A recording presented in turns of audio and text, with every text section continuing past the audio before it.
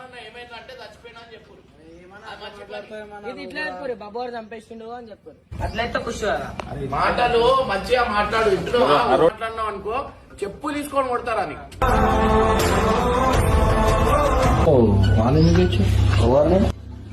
ఏ రారాబాయ్ వాని మీద వచ్చి అంటే నేను బాబా మా అక్క ఏడుస్తుందని చెప్పి నేను వచ్చిన హర్షాన నాకేం రావాలని లేకుండా చెప్పినా కదా వానికి ఇచ్చేసినా కదా వాడిని చేసుకోమని యూట్యూబ్ రా మొదటికి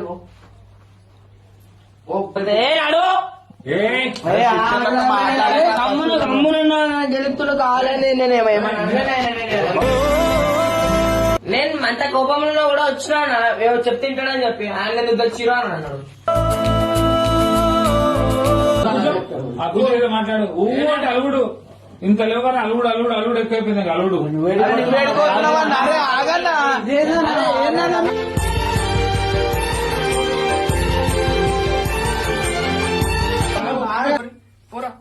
అర్థం చేసుకో. చెప్పారు మీకు ఇడమానే